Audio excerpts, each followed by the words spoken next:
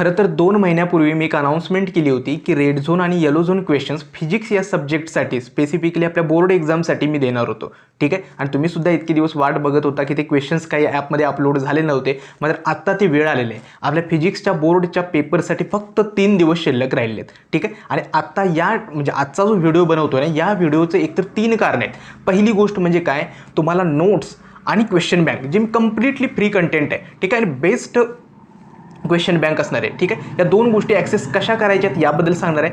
दुसरी गोष्ट, फक्त ॲक्सेस करणं गरजेचं नाही, ते व्यवस्थित तुम्हाला वापरता आलं पाहिजे. त्या 3 दिवसांमध्ये लक्षात ठेवा, जे क्वेश्चन्स मी दिलेले आहेत क्वेश्चन बँकमध्ये ते जर व्यवस्थित केले, ठीक आहे, आणि मी ज्या पद्धतीने सांगतोय त्या पद्धतीने व्यवस्थित अभ्यास केला तर नक्की फिजिक्समध्ये भलेही आता अभ्यास किती असू द्यात, परंतु ॲटलिस्ट त्या क्वेश्चन बँकवरती एक चांगला स्कोर तुम्हाला फिजिक्समध्ये नक्की मिळवू शकतो. ठीक आहे. आणि तिसरं आणि महत्त्वाची इम्पॉर्टंट गोष्ट म्हणजे काय, पुढच्या 3 दिवसांचं म्हणजे आजपासून ते रविवारपर्यंत प्लॅनिंग काय असलं पाहिजे या गोष्टींवरती बोलणार आहे. ठीक आहे. तर सगळ्यांना नमस्कार, मी संदीप मिलके. आजचा जो व्हिडिओ आहे ना, एक तर लक्षात ठेवा, फिजिक्समध्ये सगळे बोलतात की पेपर टफ येणार आहे गेल्या वर्षी वगैरे, असं काही नसणार आहे.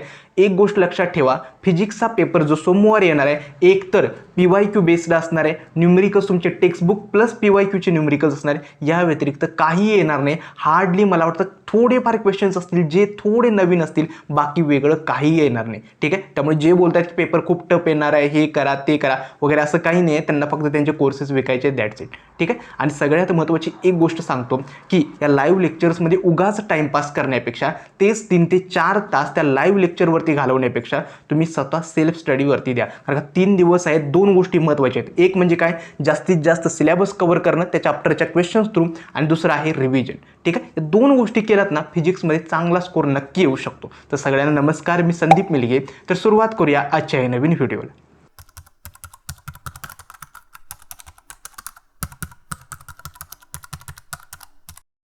खरं तर जसा आपला बोर्ड एक्झामचा पेपर येतो ना, सगळीकडे हेच दाखवलं जातं की यूट्यूब चॅनल्सवरती की 100% हेच क्वेश्चन्स येणार, यामधूनच विचारले जाणार वगैरे वगैरे, आणि हे सगळीकडे चालू असतं. ठीक आहे.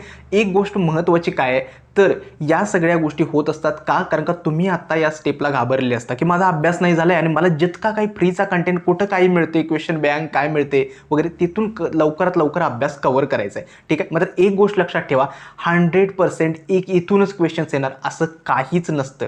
ठीक आहे. युज्युअली मी सुद्धा माझ्या नोट्समधून पुढे सांगणार आहे की क्वेश्चन्स कसे विचारले जातात. मात्र एक आहे, जी क्वेश्चन बँक देतोय ती जर केलीत तर तुमचे व्यवस्थित सगळे क्वेश्चन्स कव्हर होऊ शकतात. कारण का, मी क्वेश्चन बँक तयार करताना एक काळजी घेतली की ते जे 12 ते 15 क्वेश्चन्स देतोय ते क्वेश्चन्स पूर्ण चॅप्टर तुमचा फिजिक्सचा कव्हर करतायत. ठीक आहे. त्यामुळे ही गोष्ट सगळ्यात महत्त्वाची आहे. त्यामुळे बाकी ठिकाणी मला माहिती नाही की दररोज ते व्हिडिओ अपलोड करत बसायचं, हेच येणार, हीच कन्सेप्ट येणार, डेरिव्हेशन्स वगैरे येणार, आणि एकदा पेपर झाला ना तर तुम्ही सुद्धा त्या पेपरकडे कधी बघत नाही. त्यामुळे तुम्ही त्यांना परत विचारत पण नाही की तुम्ही सांगितलेलं आलंच नाही. ठीक आहे. त्यामुळे या गोष्टी बाजूला ठेवा, फक्त तुमच्या अभ्यासावरती फोकस करा. ॲट द एंड तुमच्या 12वीचा स्कोर मॅटर करतो तुमच्या CETच्या एंट्रन्सपेक्षा, ज्यावेळी तुम्ही प्लेसमेंट घ्यायला जाणार आहात त्यावेळी.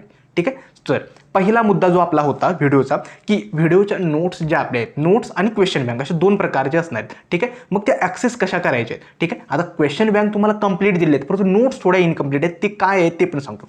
एक म्हणजे काय, आपलं ॲप जे आहे, ठीक आहे, अभ्यासा एज्युकेशन नावाचं ॲप आहे. प्ले स्टोअरला ते अवेलेबल आहे, ॲपल स्टोअरला ते अवेलेबल नाही आहे. ठीक आहे. प्ले स्टोअरवरती जर बघाल तर अभ्यासा एज्युकेशनचं ॲप आहे, त्याची लिंक मी डिस्क्रिप्शन बॉक्समध्ये सुद्धा देतोय. ठीक आहे. आणि दुसरी गोष्ट, मी कमेंट बॉक्समध्ये सुद्धा ती पिन केली आहे. ठीक आहे. ते ॲप पहिल्यांदा डाउनलोड करायचं प्ले स्टोअरवरून. ठीक आहे. ॲप डाउनलोड केल्यानंतर लॉग इन करा, तुमचा ईमेल असेल किंवा मोबाईल नंबर त्या ॲपवरती लॉग इन करा. ठीक आहे. त्यानंतर पहिल्यांदाच हे होम पेजला तुम्हाला एक बॅच दिसेल, फ्री बॅच फिजिक्स.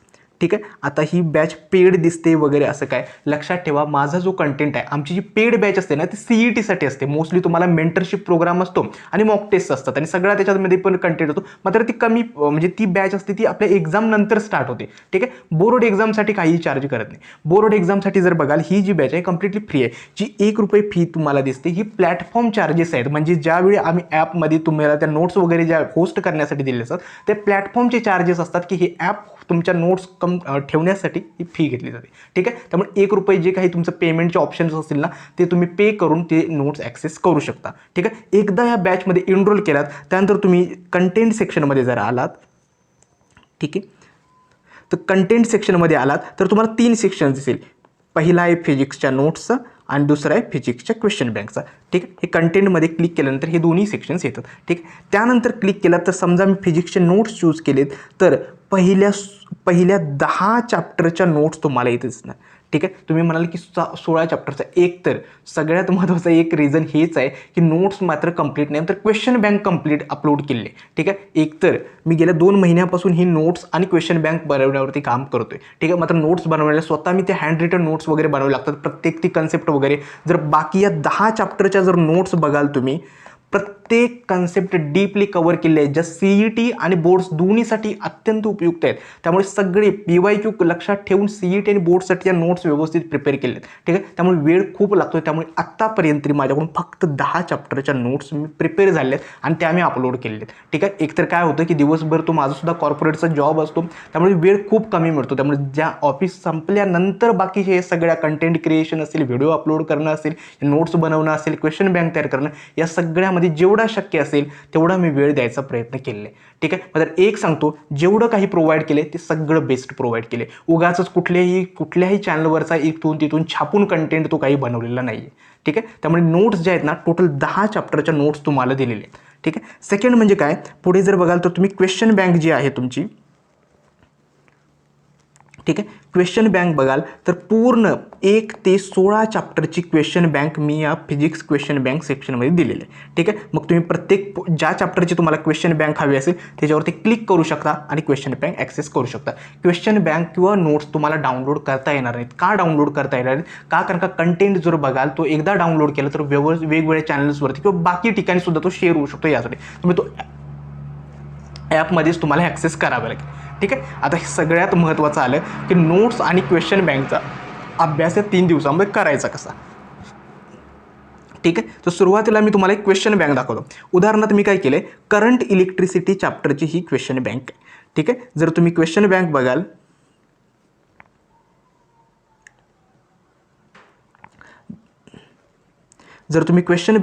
त्याच्यामध्ये 2 सेक्शन्स असतात, एक रेड झोन क्वेश्चन्स आणि दुसरे असतात येलो झोन क्वेश्चन. ठीक आहे, लक्षात ठेवा, मोजून प्रत्येक चॅप्टरसाठी हार्डली 12 ते 16 क्वेश्चन्सच मी दिले आहेत. मात्र 12 ते 16 क्वेश्चन्समध्ये चॅप्टर कव्हर होतो. ठीक आहे, मग तुम्हाला काय करायचं, ही क्वेश्चन बँक पहिल्यांदा कशी करायचं, एक म्हणजे काय, पहिल्यांदा रेड झोनचे जेवढे क्वेश्चन्स दिलेत पहिल्यांदा ते सगळे संपवायचे. ठीक आहे, जर वाटलं की मला अजून थोडा वेळ आहे, ठीक आहे, त्यानंतर काय करायचं, येलो झोनचे क्वेश्चन्स करायचे. मात्र दोन्ही सुद्धा केला तर चॅप्टर तुमचा कंप्लीट होऊ शकतो. ठीक आहे, आता सगळ्यात एक महत्त्वाचा डाऊट काय असतो की क्वेश्चन्स ॲज इट इज आपल्या एक्झाममध्ये विचारले जातात. लक्षात ठेवा, क्वेश्चन्स ॲज इट इज तरी विचारले जाऊ शकतात, परंतु जास्त चान्सेस काय आहेत तर क्वेश्चन्स बनवताना मी ही काळजी घेतली की जर तो क्वेश्चन्स केलात, त्या क्वेश्चनची कन्सेप्ट जर केलीत तर त्या रिलेटेड कोणताही क्वेश्चन्स येऊ द्यात, तुम्हाला ते कव्हर होऊन जाईल. ठीक आहे, म्हणजेच काय, मी बहुतांश क्वेश्चन्समध्ये वगैरे जरा बघाल ना, ऑरमध्ये सुद्धा क्वेश्चन्स दिलेले आहेत. ठीक आहे, जेणेकरून तो क्वेश्चन्स वेगळ्या पद्धतीने जरी विचारला तरी तो कव्हर होईल. ठीक आहे, त्यामुळे एक गोष्ट लक्षात ठेवा की जे पहिल्यांदा रेड झोनचे क्वेश्चन्स आहेत ते कव्हर करा आणि दुसरी गोष्ट आहे येलो झोनचे क्वेश्चन्स आहेत ते कव्हर करा. मोजून 12 ते 16 क्वेश्चन्स प्रत्येक चॅप्टरचे दिलेले आहेत. ठीक आहे, प्रत्येक चॅप्टरला नाही म्हटली तरी 1.5 ते 2 तास जरी दिलेत आणि हे फक्त क्वेश्चन्स केलेत ना, तो चॅप्टर कव्हर होऊ शकतो. ठीक आहे, आता एक गोष्ट लक्षात ठेवा की यामध्ये क्वेश्चन्समध्ये तुम्हाला सगळे थिअरॉटिकल क्वेश्चन्स पण दिलेले आहेत आणि न्यूमरिकल्स पण ॲड केले आहेत. पहिल्या 2 ते 3 चॅप्टरसाठी मात्र न्यूमरिकल्स ॲड केली नव्हती. ठीक आहे, मात्र या न्यूमरिकल्सवरती बघाल तर एक्झॅक्ट क्वेश्चन्स येण्याचे चान्सेस कमी असतात, कारण का व्हॅल्यू जर चेंज केल्या तर अवघड होऊ शकतं. मात्र एक सांगतो, सपोज एक क्वेश्चन्स मी पिकअप केला 6 नंबरचा आणि हा क्वेश्चन्स मी सॉल्व केला क्वेश्चन बँकमधून. ठीक आहे, आता त्याचा फॉर्म्युला तुम्हाला माहिती आहे, कसं सॉल्व केलेलं ते माहिती आहे. ठीक आहे, हे जर तुम्ही परफेक्ट केलात, ॲटलिस्ट त्या क्वेश्चनचा फॉर्म्युला आणि कसा यूज करायचा याचा माहिती आहे, दुसरा त्या फॉर्म्युल्यावरती किंवा त्या कन्सेप्टवरती कोणताही क्वेश्चन येऊ देत तो नक्की सॉल्व करणार. ठीक आहे, त्यामुळे ही क्वेश्चन बँक बनवताना काळजी हीच घेतलेली आहे, ती क्वेश्चनवरती कन्सेप्ट जर तुम्ही परफेक्ट केली त्या क्वेश्चन बँकमधल्या क्वेश्चनची, तर त्या रिलेटेड कोणताही क्वेश्चन्स विचारू देत बोर्ड एक्झाममध्ये तो हमखास तुम्हाला येणार. ठीक आहे, त्यामुळे हे लक्षात ठेवा की या ठिकाणी सगळ्यात महत्त्वाची इम्पॉर्टंट गोष्ट काय तर concept is always greater than exact question. ठीक आहे, त्यामुळे ही गोष्ट एक्झॅक्ट क्वेश्चन जसा येईल बोर्डमध्ये सांगता येत नाही. त्यामुळे आपण काय करायचं, त्या क्वेश्चन रिलेटेड कन्सेप्ट परफेक्ट करण्यावरती फोकस केला. एकदा ती कन्सेप्ट परफेक्ट झाली ना की तुम्ही तो क्वेश्चन कसाही सॉल्व्ह करू शकता. हेच न्यूमरिकल्सच्या बाबतीत सॉल्व्ह होतं. आता तुम्हाला सांगितलं की मी क्वेश्चन बँक कशी यूज करायची. समजा आता पहिल्या 10 चॅप्टर्सची मी क्वेश्चन्स बँक आहे ती दिलेली आहे आणि त्यांची 10 चॅप्टरची नोट्स मी दिलेले आहेत. ठीक आहे. आता क्वेश्चन बँक तुम्हाला समजली की मला क्वेश्चन सगळे रेड झोन करायचे आहेत आणि त्यानंतर येलो झोन करायचे आहेत. ठीक आहे. मग त्यानंतर नोट्स कशा ॲक्सेस करायच्या, त्या फोल्डरमध्ये प्रत्येक चॅप्टरच्या मी हँड रिटन नोट्स दिल्यात पहिल्या 10 चॅप्टरच्या. जर बघाल तो क्वेश्चन पिकअप करा आणि त्या रिलेटेड या नोट्समधून तो अभ्यास करू शकता किंवा रिव्हिजनसुद्धा करू शकता. नोट्स सगळ्यात बेस्ट बनवले आहेत तुमच्या CET आणि JEE दोन्हीसाठी या CET आणि बोर्ड एक्झामसाठी दोन्हीसाठी या परफेक्ट आहे. ठीक आहे. त्यामुळे तुमच्या पूर्ण बोर्डचे जे क्वेश्चन्स आहेत, ठीक आहे, त्याचे सगळ्यांचे आन्सर्स तुम्हाला नोट्समध्ये मिळतील. ठीक आहे. आय होप तुम्हाला हे समजलं असेल की अभ्यास तुम्हाला कसा करायचा आहे. ठीक आहे. पहिल्यांदा काय करा तर नोट्स पहिल्यांदा क्वेश्चन्स सगळे पिकअप करा. क्वेश्चन बँकमधून क्वेश्चन्स बघा, त्यानंतर नोट्समधून जा. ठीक आहे. आणि काही क्वेश्चन्सला काय होतं की तुम्हाला आता म्हणाले की 11 ते 16 चॅप्टरचे नोट्स आम्हाला नाहीत किंवा आम्ही उत्तर ती कशी फाइंड करायची. एक तर तुम्ही टेक्स्टबुक फॉलो करा. जर टेक्स्टबुकमधून जमत नसेल तर चॅट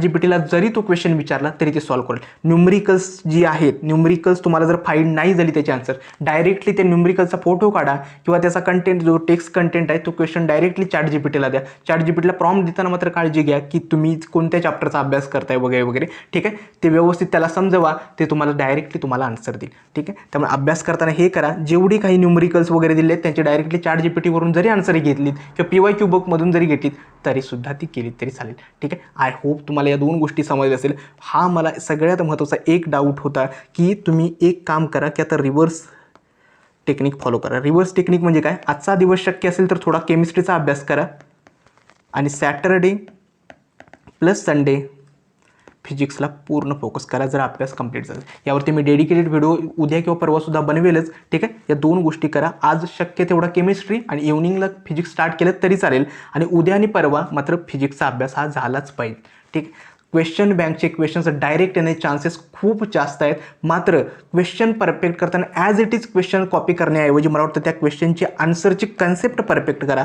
एकदा जर कन्सेप्ट परफेक्ट झाली तर लक्षात ठेवा त्या कन्सेप्टवरती कोणताही क्वेश्चन्स येऊ देत किंवा न्यूमरिकलचं जर फॉर्म्युला पार्ट असेल आणि ते कसं सॉल्व्ह केलं हे जर माहिती असेल तर त्यावरती कुठलाही क्वेश्चन बोर्ड एक्झाम येऊ देत तो तुम्ही नक्की सॉल्व्ह करू शकता आणि फिजिक्स होऊ शकता. फक्त या 16 चॅप्टरची क्वेश्चन बँक जरी परफेक्ट केलीत तरी फिजिक्समध्ये एक चांगला स्कोर व्यवस्थित करू शकाल. ठीक आहे. आय होप तुम्हाला हा व्हिडिओ समजला असेल, क्वेश्चन बँक कशी ॲक्सेस करायचे आणि तुम्हाला नोट्स वगैरे कसे अपलोड करायचे. ठीक आहे. पहिली गोष्ट, जर चॅनलवरती नवीन असाल तर चॅनलला नक्की लाईक करा, शेअर करा आणि सबस्क्राईबसुद्धा करा.